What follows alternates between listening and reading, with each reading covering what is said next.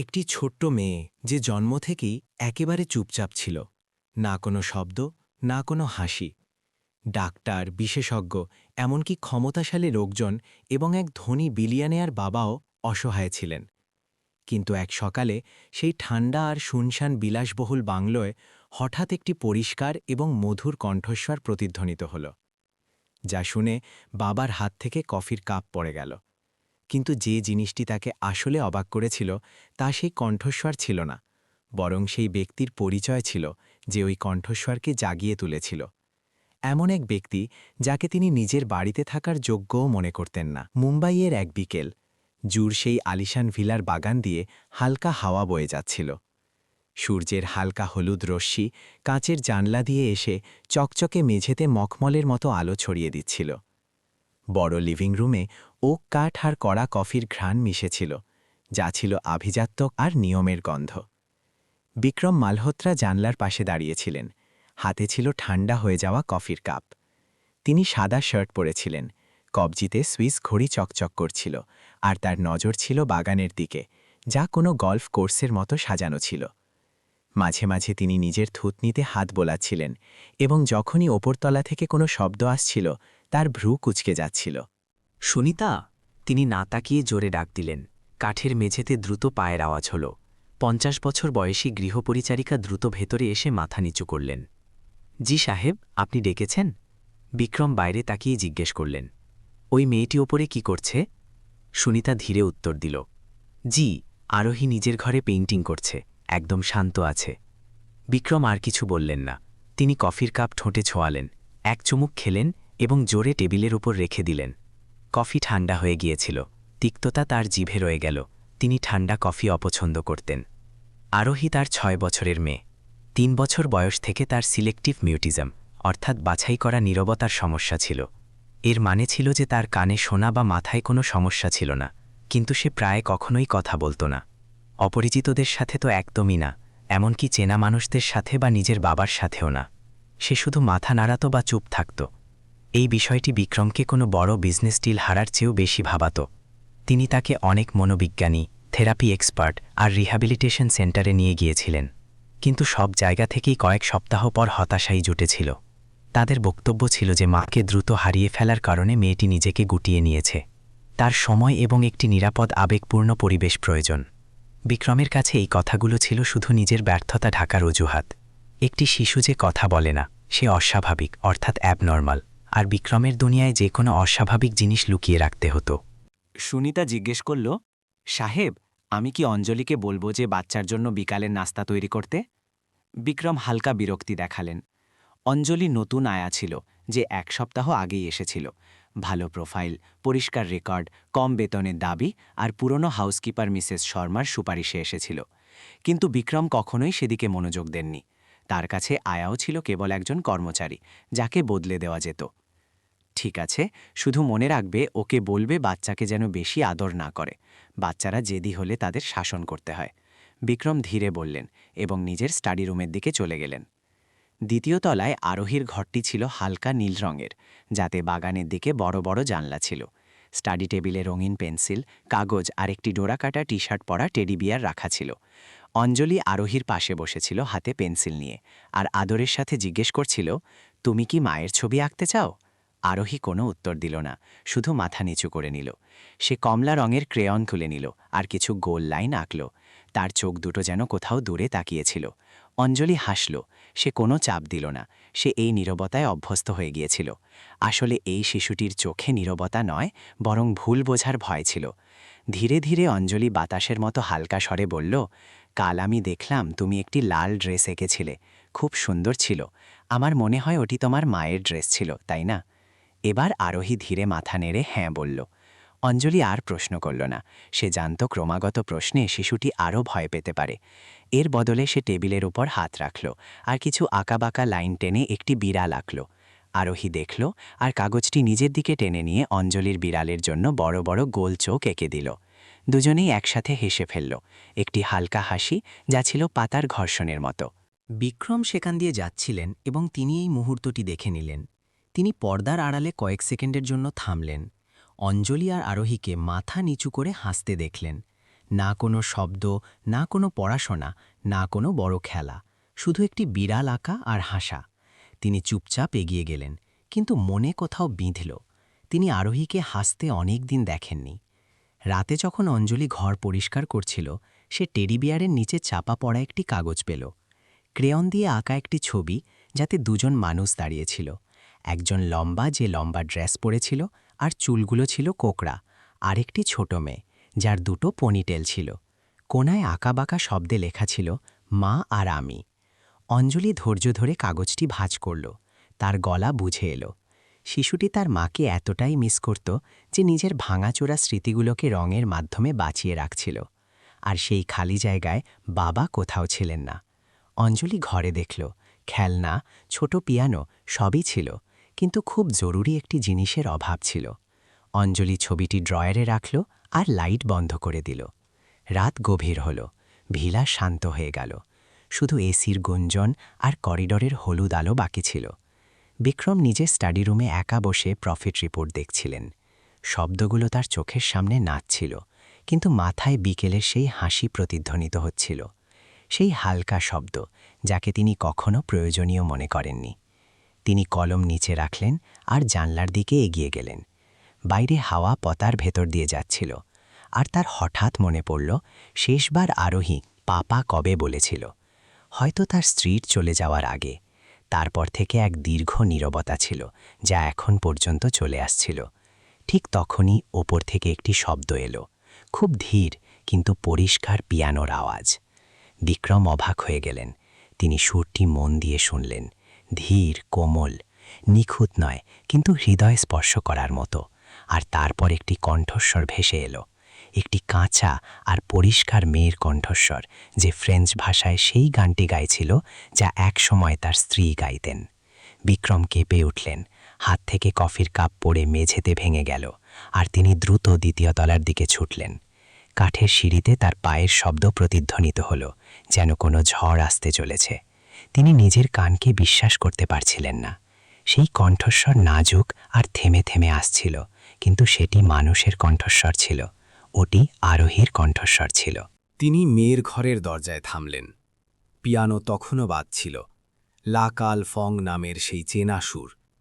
তার মুঠি শক্ত হয়ে গেল, বুক ধরফর করতে লাগল। দরজা একটু খোলা ছিল, আর ভেতর থেকে উষ্ণ হলুদ আলো আসছিল। ফাঁক দিয়ে তিনি দেখলেন তার মেয়ে ছোট পিয়ানোর দাসে দাঁড়িয়েছিল। দুটো পনিটেল সঙ্গীতের সাথে দুলছিল। তার ঠোঁট নড়ছিল, আর সে অবাক করে দেওয়া সঠিক উচ্চারণের সাথে ফ্রেঞ্চ গাইছিল। অঞ্জলি পাশে বসে শেষ নোটগুলো বাজাচ্ছিল। তার চোখে ছিল গভীর ভালোবাসা আর মনোযোগ। সেই মুহূর্তটি বিক্রমকে স্তব্ধ করে দেওয়ার জন্য যথেষ্ট ছিল। 2 বছর ধরে সেই শিশুটি একটি শব্দ বলেনি, আর এখন সে গান গাইছে। আরোহী! বিক্রম জোরে দরজা খুললেন। তার কণ্ঠস্বর প্রায় চিৎকার করার মতো ছিল। সঙ্গীত থেমে গেল। আরোহী চমকে উঠল। তার চোখে ভয় ছিল। সে পিছিয়ে গেল আর চেয়ারের সাথে ধাক্কা খেল। অঞ্জলি তৎক্ষণাৎ দাঁড়িয়ে গেল আর বাচ্চার কাঁধে হাত রাখল, যেন তাকে রক্ষা করছে। এসব কি হচ্ছে? বিক্রম ঘরে ঢুকলেন। গলা ভারী ছিল। তুমি আমার মেয়ের সাথে কি করছো? সাহেব, শান্ত হন, কেউ কিছু করেনি, বাচ্চা শুধু। অঞ্জলি কথা শেষ করার আগেই বিক্রম প্রশ্ন করলেন, শুধু কি? 2 বছর ধরে সে কথা বলেনি। ডাক্তাররাও হার মেনে গিয়েছিল। তুমি এখানে 1 সপ্তাহ ধরে আছো, আর এ ফ্রেঞ্চ গাইছে। তুমি কি চাল ছেলেছ? আরোহী অঞ্জলির হাত জোরে চেপে ধরল। তার মুখ ফ্যাকাশে হয়ে গিয়েছিল, ঠোঁট কামড়ে ধরেছিল, আর চোখে আতঙ্ক ছিল। অঞ্জলি ঝুঁকে বাচ্চার চুল ঠিক করে দিল। আমি কোনো চাল চালিনি, অঞ্জলি শান্ত স্বরে বলল। আমি শুধু ধৈর্যের সাথে তার পাশে ছিলাম। আমি তাকে কথা বলার জন্য বাধ্য করিনি, ক্রমাগত প্রশ্ন করিনি, তাকে কোনো অসুস্থতার মতো দেখিনি। তোমার মানে ডাক্তাররা ভুল ছিলেন? আমি সবচাইতে সেরা ডাক্তারদের হায়ার করেছিলাম। তারা বিদেশ থেকে পড়াশোনা করেছেন, ইন্টারন্যাশনাল হসপিটালে কাজ করেন। তুমি কে তাদের ভুল বলার? অঞ্জলি সাথে সাথে উত্তর দিল না। সে আগে আরোহীকে দেখল, তারপর শান্ত চোখে বিক্রমকে। আমি কারোর যোগ্যতাকে ভুল বলছি না, কিন্তু আমি একটি কথা জানি, শিশুরা তখনই মুখ খোলে যখন তারা নিরাপদ বোধ করে। আরোহীর এমন একজন মানুষের প্রয়োজন যে সত্যি তাকে শুনবে, না যে তাকে কোনো খারাপ মেশিনের মতো ঠিক করার চেষ্টা করবে। বিক্রম একটি ঠান্ডা হাসি হাসলেন, তার চোখ তীক্ষ্ণ হয়ে গেল। তুমি একজন আয়া, কোনো বিশেষজ্ঞ নাও, আমাকে বাচ্চা লালন পালনের লেকচার দিও না। অঞ্জলি কোনো বিতর্ক করল না। সে ঝুঁকে আরোহীকে ধীরে বলল, কোনো ব্যাপার না সোনা, আমি এখানেই আছি। আরোহী নিজের বাবাকে দেখল, তার চোখ কাঁপছিল, কিন্তু তারপর যেন কিছু সাহস এলো। সে অঞ্জলির হাত ছেড়ে এক কদম এগিয়ে গেল। তার বড় বাদামি চোখ বাবার সন্দেহভাজন নজরের ওপর স্থির হল। পাপা, তার কণ্ঠস্বর খুব ধীর কিন্তু পরিষ্কার ছিল। বিক্রম দমে গেলেন, তার গলা রুদ্ধ হয়ে এলো। তুমি বলতে পারো? তিনি এক কদম পিছিয়ে গিয়ে বিড়বিড় করলেন। আরোহী মাথা নাড়ল, কণ্ঠস্বর এখন কিছুটা শক্ত ছিল। আমি কথা বলি না কারণ পাপা কখনো শোনেনি। ঘরের পরিবেশ থমকে গেল। এসির আওয়াজ বিততে লাগল। বিক্রম নিজের মেয়েকে দেখছিলেন। ঠোঁট নড়ছিল কিন্তু কোনো শব্দ বের হল না। শিশুটির ওই ছোট বাক্যটি তার হৃদয়ে খঞ্জরের মতো লাগল। নগ্ন সত্য, কোনো রাগ ছাড়া, কিন্তু অভিযোগে ভরা। অঞ্জলি মাথা নিচু করে নিল, হাত হালকা কাঁপছিল। আমি জানি এটা খুব হঠাৎ, সে বলল, কিন্তু আরোহী কথা বলতে পারে, গাইতে পারে, শিখতে পারে। শুধু তাকে কখনোই ভরসা দেওয়া হয়নি যে সে এটা করতে পারে। ব্যাস, অনেক হয়েছে। বিক্রম গর্জে উঠলেন, তুমি আমার সীমানায় হস্তক্ষেপ করছো, তুমি বাচ্চাকে ম্যানিপুলেট করছো, তুমি নিজেকে মনে করো কি? অঞ্জলি গভীর শ্বাস নিল, নজর সরালো না। আমি কিছু মনে করি না। আমি শুধু চাই আরোহী একটি শিশুর মতো বাঁচুক, না কোনো ডিফেক্টিভ শো পিসের মতো। নিজের মালপত্র প্যাক করো আর বের হও। বিক্রম এক একটি শব্দ চিবিয়ে বললেন, তোমাকে চাকরি থেকে বরখাস্ত করা হলো। আরোহী ভয়ে চিৎকার করে উঠল, না পাপা, অঞ্জলি দিদিকে বের করবেন না। সে দৌড়ে অঞ্জলির পা জড়িয়ে ধরল, চোখের জল পড়তে লাগল। দিদিকে পাঠাবেন না, আমার আর কাউকে চাই না, ও আমাকে বুঝেছে।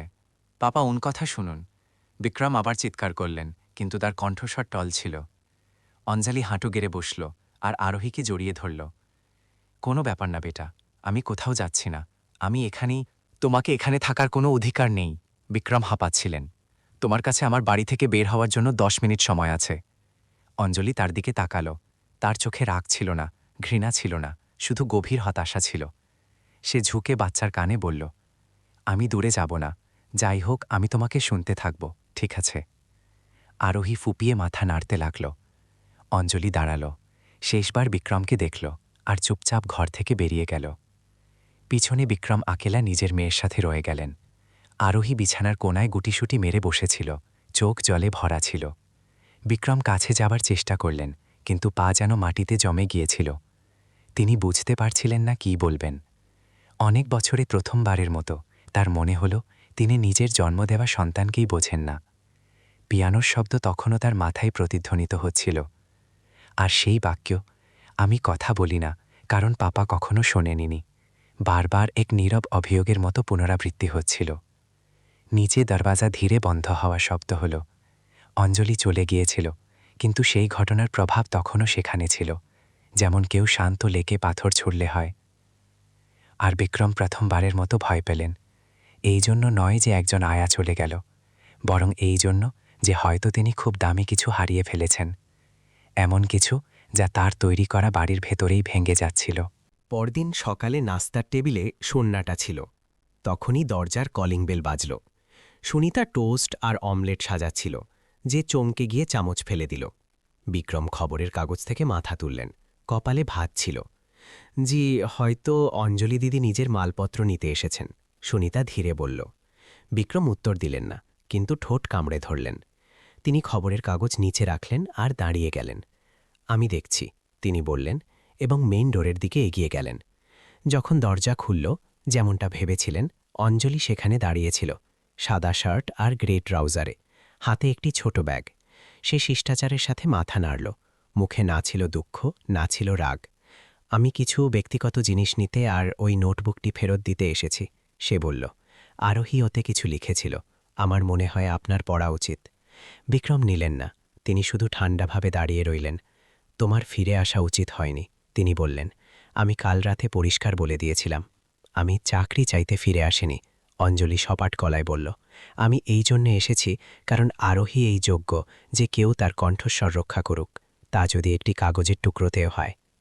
বিক্রমের পেছন থেকে একটি ছোট শব্দ এলো। দুজনে ঘুরে দেখলেন, আরোহী সিঁড়ির পেছনে দাঁড়িয়েছিল, হাতে ক্রিম রঙের টেডি বিয়ার। সে সাদা ফ্রক পরেছিল, চোখ তখনও লাল ছিল, কিন্তু নজরে এখন ভয় ছিল না। আরোহী, ঘরে যাও, বিক্রম ভারী গলায় বললেন। না, শিশুটি মাথা নাড়ল। আমি কথা বলতে চাই। অঞ্জলি একপাশে সরে দাঁড়ালো, মাঝখানে এলো না। বিক্রম পুরোপুরি বাইরে বেরিয়ে এলেন আর পেছনে দরজা বন্ধ করে দিলেন, যাতে কথা সেখানেই শেষ হয়। কিন্তু আরোহী মুখ ফেরাল না। সে কাছে এলো আর বাবার থেকে অল্প দূরত্বে দাঁড়িয়ে গেল। পাপা বিশ্বাস করেন না, আরোহী পরিষ্কার শব্দে বলল। আমি জানি পাপা ভাবেন আমার কিছু রোগ আছে, আমি খারাপ, কিন্তু আমি খারাপ নই। বিক্রম শান্ত দাঁড়িয়েছিলেন, মুঠি বন্ধ ছিল। আমি কথা বলি না, কারণ প্রতিবার যখন আমি কথা বলতে চেয়েছি পাপা মুখ ফিরিয়ে নিয়েছেন। আরোহী বলে চলল। আমি অঞ্জলি দিদির সাথে কথা বলেছি, কারণ উনি আমাকে কোনো অঙ্কের প্রশ্নের মতো দেখেননি যাকে সমাধান করতে হবে। উনি জিজ্ঞেস করেছেন আমার কি পছন্দ, এটা জিজ্ঞেস করেননি যে আমার কি অসুখ হয়েছে। বিক্রম মুখ ঘুরিয়ে বাগানের দিকে তাকাতে লাগলেন, যেন ঝোপের মাঝে কোনো রাস্তা খুঁজছেন। আমি তোমাকে অনেক জায়গায় নিয়ে গিয়েছি। তিনি নিজেকে শান্ত রাখার চেষ্টা করে বললেন। তুমি কোথাও কথা বলনি, তুমি গাইলে, তুমি কথা বললে শুধু একজন আয়ার জন্য। বেটা, এই যুক্তি ঠিক নয়। কারণ পাপা আমাকে শুধু সেখানে নিয়ে গিয়েছেন যেখানে বড়রা নিজেদের মধ্যে কথা বলতো, কেউ আমার সাথে কথা বলতো না। আরোহী বলল, আওয়াজ ধীর কিন্তু সমান ছিল। আপনি চেয়েছিলেন মানুষ আমাকে ঠিক করুক, কিন্তু আমার ঠিক হওয়ার দরকার ছিল না, আমার বোঝার দরকার ছিল। অঞ্জলি চুপচাপ দাঁড়িয়েছিল, হাতে নোটবুক ছিল। বিক্রম আবার মেয়ের দিকে ঘুরলেন। তাহলে এখন তুমি কি চাও? আরোহী চোখ তুলল। আমি চাই পাপা থেমে যান, অঞ্জলি দিদির জায়গায় অন্য কাউকে আনবেন না, আমাকে সমস্যা মনে করবেন না। আমি পাপার ফেল হওয়া প্রজেক্ট নই। ওই বাক্যটি বিক্রমের অভিমানে একটি ছোট সুঁইয়ের মতো বিঁধল। তিনি বিজনেস পার্টনারদের সমালোচনা শুনেছিলেন, মিডিয়ার গুজব শুনেছিলেন, কিন্তু আজ পর্যন্ত নিজেকে এতটা খালি কখনো মনে করেননি যতটা নিজের মেয়ের এই কথা শুনে। তিনি কিছু বলতে চেয়েছিলেন, কিন্তু গলা বুঝে এলো। অঞ্জলি সেই নিস্তব্ধতা ভাঙল। আমি জানি আপনি এটা শোনার জন্য প্রস্তুত নন, কিন্তু আপনি শুরু করতে পারেন আরোহীর লেখা কথাগুলো পড়ে। বদলানোর জন্য নয়, বরং একটি 6 বছরের শিশু দুনিয়া সম্পর্কে কী ভাবে তা বোঝার জন্য। সে নোটবুক এগিয়ে দিল। এবার বিক্রম নিয়ে নিলেন। নরম নীল রঙের কভারের নোটবুক, যাতে বিড়ালের ছোট স্টিকার লাগানো ছিল। তিনি প্রথম পাতা উল্টালেন। 5 মে। অঞ্জলি দিদি জিজ্ঞেস করলেন আমি কি খুশি। আমি জানি না খুশি কেমন হয়। এখানে শান্তি আছে, কিন্তু আমার শান্তি পছন্দ নয়। আমার গান গাইতে ভালো লাগে। মা গাইতেন, কিন্তু মা চলে গিয়েছেন। পাপা গান না, পাপা হাসেন না। পাপা আমাকে এমনভাবে দেখেন যেন আমি কোনো ভুল জিনিস, কিন্তু আমি কোনো এক্সাম পেপার নই। তিনি পরের পাতা উল্টালেন। 8 মে। আজ দিদি আমাকে পিয়ানো শিখিয়েছেন, আমি গাওয়ার চেষ্টা করেছি। তিনি অবাক হননি, তিনি শুধু বললেন, খুব ভালো আরোহী। আমার হালকা লাগল। বিক্রম নোটবুক বন্ধ করে দিলেন। আমি কাউকে আমার ঘরের কথা লেখার অনুমতি দিই না, তিনি কড়াকড়িভাবে বললেন। এটি বাচ্চা লিখেছে, আমি শুধু যত্ন করে রেখেছিলাম আর এখন ফেরত দিচ্ছি। অঞ্জলি উত্তর দিল। বিক্রম মেয়েকে দেখলেন। আরোহী এখনও সোজা দাঁড়িয়েছিল, চোখ সরাচ্ছিল না, যেন বলছিল, আমি এখন আর চুপ থাকব না। অসহায়ত্বের অনুভূতি লজ্জা আর কষ্টের মাঝে ফুটে উঠল। এই জন্য নয় যে কেউ অপমান করেছে, বরং এই জন্য যে তাদের সেই ঠান্ডার মুখোমুখি হতে হচ্ছিল যা তিনি নিজেই তৈরি করেছিলেন। তিনি ধীরে বললেন, ভেতরে যাও। আরোহী দাঁড়িয়ে রইল। অঞ্জলি দিদি কি ভেতরে আসবেন? বিক্রম অঞ্জলিকে দেখলেন, তারপর মেয়েকে। না, তিনি কাজ ছেড়ে দিয়েছেন। তিনি ধীর গলায় বললেন। আরোহী মাথা নিচু করে নিল। একটি জল দ্রুত গাল বেয়ে গড়িয়ে পড়ল। সে জোরে কাঁদল না, শুধু পিছিয়ে যেতে যেতে সিঁড়ির দিকে চলে গেল। হাতে তখনও টেডি বিয়ার ছিল। যখন তার পায়ের শব্দ মিলিয়ে গেল, অঞ্জলি ঘুরল আর হাঁটতে লাগল। কিন্তু গেট দিয়ে বের হবার আগে সে একটি কথা বলল। আপনি আমাকে বাড়ি থেকে বের করতে পারেন, কিন্তু আরোহীর কণ্ঠস্বর চেপে রাখা এখন আর এত সহজ হবে না। লোহার গেট বন্ধ হল, ধীরে কিন্তু সিদ্ধান্তের সাথে। বিক্রম একা দাঁড়িয়ে রইলেন। হাতে নোটবুকটি হালকা কাঁপছিল, কিছুটা রাগে আর কিছুটা এই জন্য যে প্রথমবারের মতো তার বিশ্বাস হচ্ছিল না যে তিনি সঠিক। বাড়ির ঘড়ি ধীরে 3 বার ঘণ্টা বাজাল। তিনি ওপরতলার দিকে তাকালেন, যেখানে আরোহী চুপচাপ নিজের দুনিয়ায় ফিরে যাচ্ছিল। আর তিনি জানতেন যে ওই মেয়েটি একটি সীমা পার করে ফেলেছে, একটি দরজা খুলে গিয়েছে। কিন্তু যদি তিনি পেছনে না যান, তবে এই দূরত্ব কখনো শেষ হবে না। বাগানের কোনায় হাওয়া থেকে গোলাপি ফুল পড়ে তার জুতোর পাশে এসে পড়ল। তখনই তার ফোন ভাইব্রেট হলো। একটি অজানা নম্বর থেকে মেসেজ ছিল। আমি অ্যাডভোকেট রাজেশ বার্মা। আমাদের আরোহীর বিকাশ এবং শিশু অধিকার চাইল্ড রাইট সম্পর্কে কথা বলতে হবে। বিক্রম ফোনটি চেপে ধরলেন। ঝড় তার চিন্তার চেয়েও বেশি দ্রুত আসছিল। সেই দুপুরের কড়া রোদ সরাসরি আরোহীর ঘরের জানলা দিয়ে ভেতরে আসছিল। সেই শান্ত ঘরে সে মেঝেতে বসে নিজের পুরনো টেডি বিয়ারকে বুকে জড়িয়ে ধরেছিল। তার নজর ছিল জানলার দিকে, যেখানে রোদ সময় মাপার স্কেলের মতো লম্বা লম্বা দাগ তৈরি করছিল। অঞ্জলি চলে গিয়েছিল, আর সে ফিরে আসেনি। আরোহী এখন আর কাঁদছিল না। সে শুধু একদম চুপ ছিল। না পিয়ানো বাজাচ্ছিল, না ড্রয়িং করছিল, না কিছু লিখছিল। গত কয়েক সপ্তাহে যেসব জিনিস তাকে আনন্দ দিয়েছিল, সেগুলো সব টেবিলের ওপর খা খা করছিল। কেউ সেগুলোতে হাত দেয়নি। নিচে হলে বিক্রম হাউসকিপার সুনিতাকে ডাকলেন। আরোহীর ঘর আবার গুছিয়ে রাখো, আজ বিকেলে নতুন আয়া কাজ শুরু করবেন। তিনি ফাইল ওল্টাতে ওল্টাতে বললেন। তার চোখ ল্যাপটপের স্ক্রিন থেকে সরল না। সুনিতা ইতস্তত পড়ল। সাহেব, এটা করা কি ঠিক হবে, নিশ্চিত? বিক্রম মাথা তুললেন। তুমি কি আমার সিদ্ধান্তের ওপর প্রশ্ন তুলছ? জি না, শুধু আরোহী অঞ্জলি দিদির সাথে খুব মিশে গিয়েছিল। মেম সাহেব চলে যাওয়ার পর আমি বাচ্চাকে কখনো এমন দেখিনি। বিক্রম কয়েক সেকেন্ড চুপ রইলেন। তারপর চেয়ার ঘুরিয়ে জানলার বাইরে তাকাতে লাগলেন। রোদে আঙিনার গাছের ছায়া নড়ছিল। যত বেশি টান, তত বেশি নির্ভরতা, তিনি ধীর গলায় বললেন। আমি চাই না আমার মেয়ের ইমোশনাল গ্রোথ কোনো অপরিচিতের ওপর নির্ভর করুক। সুনিতা আর কিছু বলল না। সে মাথা নিচু করে ধীরে বাইরে চলে গেল। সোমবার সকাল ঠিক 7টায় দরজার কলিং বেল বাজল। সুনিতা গেট খুলল আর একজন পরিপাটি পোশাক পরা মহিলাকে স্বাগত জানাল। তার বয়স প্রায় 60 বছর ছিল। চুলগুলো পরিপাটি করে বাঁধা, ক্রিম রঙের শাড়ি। কণ্ঠে স্থিরতা ছিল, কিন্তু রুক্ষতা নয়। নমস্তে, আমি গায়ত্রী দেবী। আমাকে মিস্টার বিক্রম মালহোত্রা আরোহীর দেখভালের জন্য রেখেছেন। সুনিতা মাথা নিচু করে তাকে ভেতরে ডাকল। যখন গায়ত্রী হল দিয়ে যাচ্ছিলেন, তার নজর সিঁড়িতে কয়েক মুহূর্তের জন্য স্থির হল। আরোহী সেখানে ছিল না, কিন্তু বাড়ির অদ্ভুত নীরবতা তাকে তৎক্ষণাৎ বুঝিয়ে দিল যে এই শিশুটি অন্য শিশুদের মতো নয়। স্টাডি রুমে বিক্রম ফাইল খুললেন আর বললেন, আমার কোনো সাইকোলজিক্যাল অ্যানালিসিসের দরকার নেই। আমি চাই সবকিছু শিডিউল অনুযায়ী হোক, খাওয়া সময় মতো, পড়াশোনা সময় মতো। আমি আপনাকে তার দিনলিপি স্থির করার জন্য রেখেছি, অতিরিক্ত আদর্শ হাগের জন্য নয়। গায়ত্রী সোজা হয়ে বসলেন। তিনি হালকা মাথা নাড়লেন। আমি বুঝি মিস্টার মালহোত্রা, কিন্তু সব সম্মানের সাথে বলছি, শিশুরা রোবট নয়। ডিসিপ্লিন প্রয়োগ করার আগে আমার তাকে বোঝার জন্য সময় চাই। বিক্রম মাথা তুললেন। তার চোখে একটি সতর্কতা ছিল, কিন্তু গায়ত্রী ঘাবড়ালেন না। তিনি এখানে কাউকে খুশি করতে নয়, বরং নিজের কাজ সঠিক উপায় করতে এসেছিলেন। আরোহীর ঘরটি আগের মতোই ছিল। টেডি বিয়ার কোনায় পড়েছিল। রঙের ডিব্বা সাজানো রাখা ছিল। পিয়ানোতে ধুলোর একটি হালকা আস্তরণ ছিল। শিশুটি ড্রয়িং টেবিলে বসে পেন্সিল দিয়ে কিছু লাইন টানছিল। গায়ত্রী ধীরে নক করলেন আর ভেতরে এলেন। নমস্তে বেটা, আমার নাম গায়ত্রী। যদি তুমি চাও তবে আমি কিছুদিন তোমার সাথে থাকব। আরোহী উত্তর দিল না। সে মাথা তুলে তাকে দেখল। তার চোখ দুটো গভীর কুয়োর মতো ঠান্ডা ছিল। আমি জানি তুমি একজন খুব স্পেশাল বন্ধুকে হারিয়েছ। গায়ত্রী নিজের কথা চালিয়ে গেলেন। কণ্ঠস্বর নরম ছিল। আমি অঞ্জলির জায়গা নিতে আসিনি। কোনো বিশেষ মানুষের জায়গা কেউ নিতে পারে না। আরোহী চোখ একটু ছোট করল, আর তারপর মাথা নিচু করে ড্রয়িং করতে লাগল। গায়ত্রী ধীরে ধীরে টেবিলের কাছে এলেন। বসলেন না। তিনি শুধু সেখানে দাঁড়িয়ে রইলেন। 1 মিনিট, 2 মিনিট, 3 মিনিট। আমার কাউকে কথা বলার জন্য বাধ্য করা পছন্দ নয়, তিনি বললেন। যখন তোমার মন চাইবে, আমি এখানেই আছি। আরোহী উত্তর দিল না, কিন্তু তার হাত কাঁপতে লাগল। একটি ভুল লাইন টানা হলো, আর কাগজে তৈরি হওয়া মুখের ওপর দিয়ে একটি তীক্ষ্ণ দাগ পড়ে গেল। সে অঞ্জলির মুখ আঁকছিল। 2 দিন কেটে গেল। আরোহী একটি শব্দ বলল না, না হাসি, না পিয়ানোতে হাত লাগানো। খাওয়ার সময় সে শুধু কয়েক লোকমা খেত আর থালা সরিয়ে দিত। সুনিতা চিন্তিত হতে শুরু করেছিল, কিন্তু গায়ত্রী ধৈর্য ধরে নিজের ছোট নোটবুকে প্রতিটি আচরণ নোট করছিলেন। 3য় দিন বিকেলে গায়ত্রী বিক্রমের সাথে দেখা করতে লাইব্রেরিতে গেলেন। বাচ্চার মধ্যে হালকা ডিপ্রেশন বা অবসাদের লক্ষণ আছে। যদি এটি চলতে থাকে, তবে সে নিজেকে পুরোপুরি আলাদা করে ফেলতে পারে। বিক্রম ফাইল বন্ধ করলেন। আওয়াজ রুক্ষ ছিল। আমার আপনার ডায়াগনোসিসের দরকার নেই।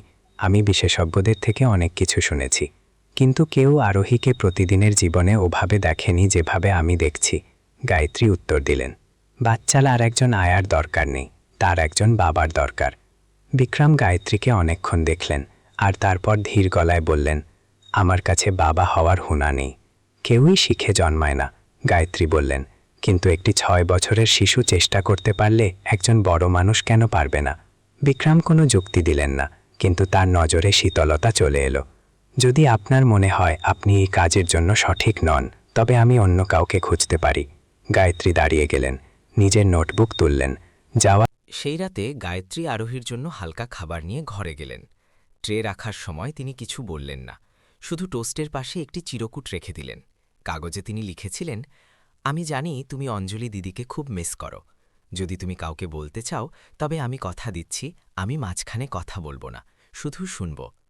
আরোহী তার দিকে তাকালো না, কিন্তু যখন গায়ত্রী চলে গেলেন তখন শিশুটি পেন্সিল তুলল আর চিরকুটের পেছনে শুধু একটি লাইন লিখল, তিনি ছেড়ে যাননি, তাকে বের করে দেওয়া হয়েছে। গভীর রাতে গায়ত্রী টেবিলের ওপর সেই চিরকুটটি পেলেন। পড়ার পর তিনি কিছু বললেন না, শুধু চুপচাপ সেটি নিজের নোটবুকে রেখে দিলেন। কিন্তু ঠিক তারপরেই তার ফোন ভাইব্রেট হল। একটি অজানা নম্বর থেকে মেসেজ ছিল, গায়ত্রীজি, আমি অঞ্জলি, আরোহীর পুরনো আয়া। আমি জানি আপনি একজন পেশাদার। যদি আপনি বাচ্চার ব্যবহারে কোনো অস্বাভাবিকতা দেখেন, তবে দয়া করে যোগাযোগ করবেন, তার একজন সাথী প্রয়োজন। গায়ত্রী স্ক্রিনটি অনেকক্ষণ দেখলেন আর তারপর জবাব টাইপ করলেন, আমি দেখেছি আর আমি শুনছি। পরের দিন সকালে বিছানা ঠিক করার সময় গায়ত্রী আরোহীর বালিশের নিচে 4 ভাঁজ করা একটি কাগজ পেলেন। খোলার পর তিনি দেখলেন যে শিশুটি 3 জনের ছবি এঁকেছিল। একজন ছোট চুলওয়ালা পুরুষ, পাপা, একজন কোকড়া চুলওয়ালা মেয়ে, অঞ্জলি, আর মাঝখানে দুজনের হাত ধরা একটি ছোট্ট মেয়ে। নিচে আঁকাবাঁকা অক্ষরে লেখা ছিল, পাপা, আমি দিদি। গায়ত্রী কাগজটি ভাঁজ করলেন আর গভীর শ্বাস নিলেন। শিশুটি এখনও আশা করছে, এখনও অপেক্ষা করছে। আর যে একমাত্র মানুষ এটি দেখতে প্রস্তুত ছিলেন না, তিনি তার বাবা। সেই বিকেলে যখন আরোহী পিয়ানোর পাশে একা বসেছিল, গায়ত্রী কাছে এলেন। শিশুটি নজর তুলে দেখল আর হঠাৎ খুব ধীরে জিজ্ঞেস করল, অঞ্জলি দিদি কি ফিরে আসবেন?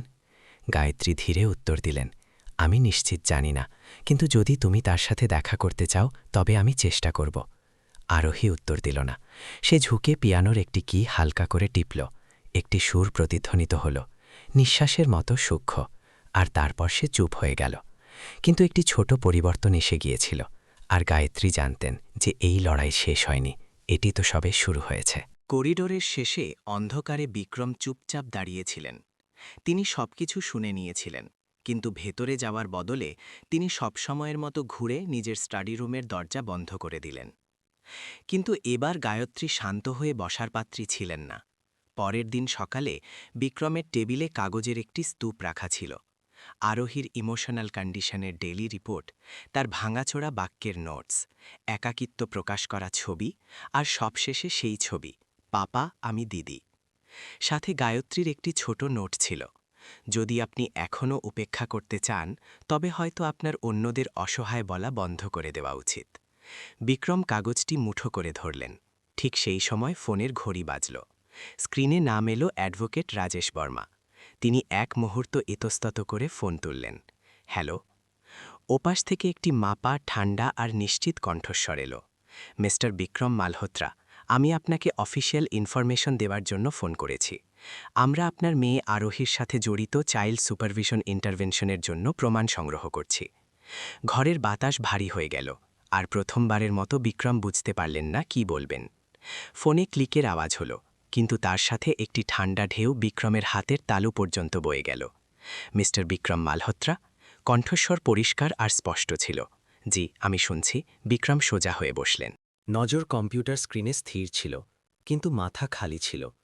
আমি রাজেশ বর্মা, শিশু সুরক্ষা আর কাস্টাডি মামলার উকিল। আমি একটি থার্ড পার্টির প্রতিনিধিত্ব করছি, যারা আপনার মেয়ে আরোহীর মানসিক বিকাশ আর অধিকার নিয়ে চিন্তিত। বিক্রম চোখ ছোট করলেন। কোন থার্ড পার্টি? এটি কে?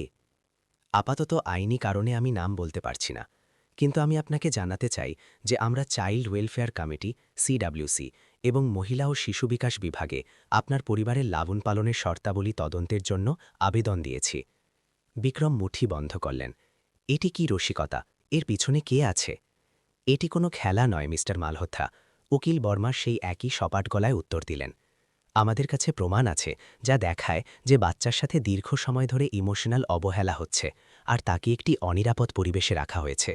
যদি এটি প্রমাণিত হয় তবে বিভাগ নজরদারির আদেশ দিতে পারে বা গুরুতর ক্ষেত্রে কাস্টাডির অস্থায়ী হস্তান্তরও হতে পারে। কাস্টাডির হস্তান্তর। বিক্রম নিজের চেয়ার থেকে লাফিয়ে উঠলেন। আমি তার জন্মদাতা বাবা। আর এটি আপনাকে আপনার দায়িত্ব থেকে মুক্ত করে না, বর্মার সাথে সাথে বললেন। আইন বাবা হওয়ার অধিকার রক্ষা করে না যদি সেই অধিকার শিশুর ক্ষতি করে থাকে। ঘরে সন্নাটা ছড়িয়ে পড়ল। বিক্রম জানলার দিকে এগিয়ে গেলেন আর পর্দা এত জোরে টানলেন যে কাপড় ছিঁড়ে যাওয়ার উপক্রম হল। তিনি নিচে শান্ত বাগানটি দেখলেন, যা একসময় তার পূর্ণ নিয়ন্ত্রণের প্রতীক ছিল, এখন হঠাৎ নাজুক লাগছিল। আপনি কি চান? বিক্রম জিজ্ঞেস করলেন। গলা বসে গিয়েছিল। আমরা প্রস্তাব দিচ্ছি যে পরবর্তী ৪৮ ঘণ্টার মধ্যে একটি মিটিং হোক, যাতে আপনাকে আপনার পক্ষ রাখার সুযোগ দেওয়া হয়, সাথে বিভাগের একজন আধিকারিক না বলে। বিক্রম ফোনটি সোফায় ছুড়ে দিলেন আর দ্রুত বাইরে করিডোরে বেরোলেন। গায়ত্রী আরোহীকে তাজা হাওয়ার জন্য বাগানে নিয়ে যাচ্ছিলেন। বিক্রম তাদের দুজনকে দেখলেন। তার নজরে এমন কিছু ছিল যা পড়া মুশকিল ছিল। তারপর তিনি আবার ঘুরলেন আর লাইব্রেরির দরজা জোরে বন্ধ করে দিলেন। ১ ঘণ্টা পর বিক্রম নিজের পার্সোনাল অ্যাসিস্ট্যান্ট আর কোম্পানির উকিলকে ফোন করলেন। গার্ডিয়ানশিপ আর কাস্টডি সংক্রান্ত সব নিয়ম চেক করো, আমাকে প্রতিটি পয়েন্ট জানাও। জি স্যার, আমি এখনই করছি। আর স্যার, অ্যাসিস্ট্যান্ট একটু ইতস্তত করল। সকালে ন্যাশনাল চাইল্ড সাইকোলজি সেন্টার থেকে একটি ইমেল এসেছিল। তারা জিজ্ঞেস করছেন যে আপনি বিশেষ শিশুদের সাথে জড়িত সেমিনারে আপনার উপস্থিতি আর স্পন্সরশিপ নিশ্চিত করবেন কিনা। বিক্রমের মাথা গরম হয়ে গেল। ক্যান্সেল করো, সব ক্যান্সেল করো। তাদের বলো আমাকে এই মিথ্যে নৈতিকতাওয়ালা জিনিসে না টানতে। জি স্যার। বিক্রম ফোন কাটলেন, মাথা দু হাতের মাঝে চাপলেন আর তারপর কম্পিউটারে আরোহীর মেডিকেল রিপোর্টের ফোল্ডার খুললেন। সবগুলোতে গোলমেলে কথা ছিল। হালকা ভাষা বিকার, লুকিয়ে থাকা আবেগপূর্ণ ক্ষমতা, থেরাপির জন্য আরও সময় প্রয়োজন। তিনি বিশেষজ্ঞদের মোটা অঙ্কের টাকা দিয়েছিলেন, কিন্তু কখনও রিপোর্ট মন দিয়ে পড়েননি। যতক্ষণ তারা এই উপসংহার দিতেন যে বাচ্চার বিশেষ সাহায্যের প্রয়োজন, বিক্রমের জন্য এটুকুই যথেষ্ট ছিল, যাতে তিনি এই কাহিনী বজায় রাখতে পারেন যে বাচ্চা স্বাভাবিক নয় এবং নিজের দূরত্বকে জায়েজ করতে পারেন। এখন যখন তিনি ওই লাইনগুলো দেখছিলেন, তখন প্রতিটি শব্দ তার নিজের অবহেলার প্রমাণ মনে হচ্ছিল। সেই বিকেলে গায়ত্রী লিভিং রুমে এলেন। বিক্রম চা খাচ্ছিলেন। হাতে খবরের কাগজ ছিল, কিন্তু মনোযোগ কোথাও অন্য জায়গায় ছিল। আপনার এটি জানা উচিত, গায়ত্রী কোনো ভূমিকা ছাড়াই বললেন। আজ সকালে আরোহী খেতে মানা করেছে। সে খাবার মাটিতে ফেলে দিয়েছে। বিক্রম আর চোখে তাকালেন, কণ্ঠে তিক্ততা ছিল। তো বাচ্চারা প্রায় বায়না করে। আমার আসার পর থেকে সে এমন কখনো করেনি, আজ প্রথমবার। আর আমি কারণ জানি। বিক্রম খবরের কাগজ নিচে রাখলেন। আপনি আবার নৈতিকতার পাঠ পড়াতে চলেছেন? না, গায়ত্রী বললেন। আমি শুধু এটি জানাতে চাই যে ওই শিশুটি সংকেত পাঠাচ্ছে। সে এখন আর রাগী নয়, সে হতাশ। আর এটি সবচাইতে বিপজ্জনক অবস্থা। বিক্রম দাঁড়িয়ে গেলেন। আমি অনেক শুনেছি। এখনও না, গায়ত্রী চালিয়ে গেলেন। আজ দুপুরে আমি চাইল্ড হেল্পলাইন সেন্টার থেকে কল পেয়েছিলাম। তারা নিশ্চিত করেছেন যে তারা আরোহীর ব্যাপারে একজন পরোক্ষ আত্মীয়ের থেকে অভিযোগ পেয়েছেন। আপনি কি জানেন তিনি কে? অঞ্জলি, গায়ত্রী বললেন। সে একা নয়। রাত হয়ে গেল। ভিলার হলুদ আলো ছাদে ছায়া তৈরি করছিল। বিক্রম নিজের ঘরে টেবিলে রাখা একটি পুরনো ছবি একদৃষ্টিতে দেখছিলেন। ছবিতে ৩ জন ছিল, তিনি, তার স্ত্রী আর আরোহী, যখন সে একদম ছোট ছিল। স্ত্রী বাচ্চাকে কোলে নিয়ে হাসছিলেন, আর বিক্রম পেছনে দাঁড়িয়েছিলেন, একটু মাথা নিচু করে। হাসিটি কিছুটা জোর করে দেওয়া মনে হচ্ছিল। হয়তো স্ত্রীয়ে চলে যাওয়ার পর তিনি বাকি সব কিছুর সাথে সম্পর্ক ছিন্ন করেছিলেন। তিনি নিজেকে কাজে ডুবিয়ে দিয়েছিলেন। কোটি টাকার প্রজেক্ট, প্রাইভেট পার্টি, শুধু এটি দেখানোর জন্য যে তিনি এমন এক মানুষ যে নিজের দুঃখ ভুলে গিয়েছে। কিন্তু আরোহীর কাছে সেই খালি জায়গা সহ্য করা ছাড়া কোনো বিকল্প ছিল না। আর এখন যখন সে কথা বলতে শুরু করেছে, তখন বিক্রমের তৈরি করা পুরো সেই সন্ধ্যায় মুম্বাইয়ের একটি ছোট 10x10 ঘরে অঞ্জলি বসেছিল। ডুবন্ত সূর্যের আলো পাতলা পর্দা দিয়ে ভেতরে আসছিল। টেবিলে একটি পুরনো ল্যাপটপ খোলা ছিল, যাতে সে কিছু টাইপ করছিল। পাশে ফাইলের স্তূপ, হাতে লেখা নোটস, কিছু ড্রয়িং আর একটি সিলভার রঙের প্যানড্রাইভ রাখা ছিল। সে সেই সমস্ত অডিও রেকর্ডিং আর ছোট ভিডিও ক্লিপগুলোকে গুছিয়ে রাখছিল, যা সে বিক্রম মালহোত্রার বাড়িতে কাজ করার সময় বানিয়েছিল। সবকিছু শুধু একজন মানুষের ব্যাপারে ছিল, আরোহী। ঘরের দরজা খুলিল আর প্রায় ৩০ বছর বয়সী এক মহিলা ভেতরে এলেন। চটপটে চালচলন, সাধারণ সাদা কুর্তি পরে সে হাজির হল। সে বলল, আরোহীর যে ফাইলের কথা তুমি বলেছিলে তা সব এখানে আছে, কিছু ফাইল এখনও ঠিক করতে হবে। ধন্যবাদ মীরাদি। অঞ্জলি উঠে দাঁড়িয়ে ফাইলের মোটা বান্ডেলটা দিল। আমি এগুলো সময়ের ক্রম অনুযায়ী সাজিয়েছি।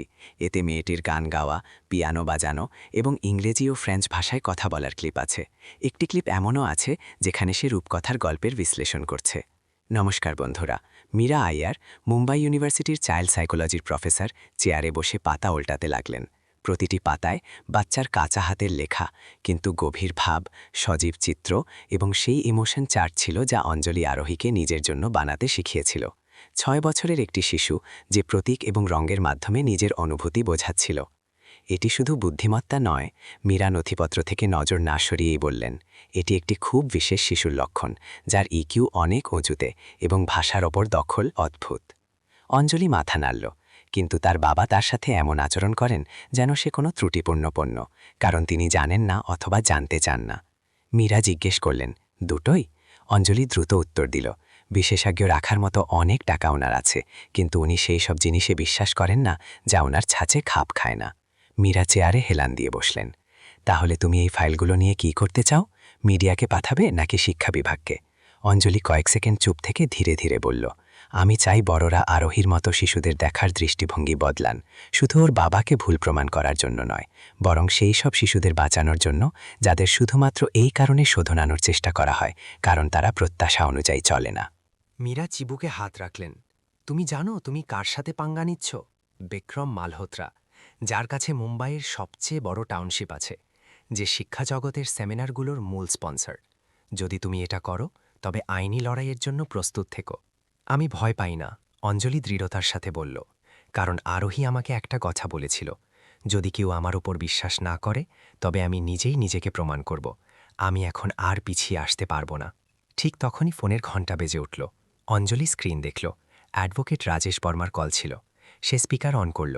জি স্যার, আমি শুনছি। উকিলের পরিষ্কার আওয়াজ এলো, আমি তোমার পাঠানো নথিপত্র দেখেছি। মেয়েটির ফ্রেঞ্চ গান এবং বিশ্লেষণ খুব দামি, কিন্তু সবচেয়ে গুরুত্বপূর্ণ অংশ হল সেটি যেখানে সে তার বাবার অবহেলার কারণে নিজের অনুভূতির কথা বলছে। অঞ্জলি জিজ্ঞেস করল, আপনার কি মনে হয় আইনি হস্তক্ষেপের জন্য এটি যথেষ্ট? তাত্ত্বিকভাবে মামলা করার জন্য এটি এখনও যথেষ্ট নয়, কিন্তু যদি আমরা প্রমাণ করতে পারি যে ইমোশনাল নেগলেক্ট বা আবেগীয় অবহেলা দীর্ঘ সময় ধরে চলছে এবং শিশুর মনস্তত্ত্বে প্রভাব ফেলছে, তবে আমরা অভিভাবকত্বের অধিকার, গার্ডিয়ানশিপ দাবি করতে পারি। মীরা মাঝখানে বলে উঠলেন, আমি হালকা মানসিক আঘাত এবং প্রতিরক্ষামূলক মনস্তাত্ত্বিক প্রতিক্রিয়ার পুষ্টি করতে সাহায্য করতে পারি, কিন্তু পর্যবেক্ষণের জন্য আমার আরও সময় চাই। উকিল বর্মা জবাব দিলেন, তাহলে আমাদের মিলেমিশে কাজ করতে হবে। আমার যোগাযোগ মহিলা ও শিশু কল্যাণ বিভাগের শিশু সুরক্ষা ইউনিটের সাথে আছে। যদি আমরা মিরাজির মতো বিশেষজ্ঞের স্বাক্ষরিত একটি প্রাথমিক রিপোর্ট পেশ করি তবে তারা স্বতন্ত্র মূল্যায়ন শুরু করতে পারে। অঞ্জলি সাথে সাথে বলল, আমার কাছে পুরো নোটস আছে, আমি আজ বিকেলেই কপি জমা দিতে পারি।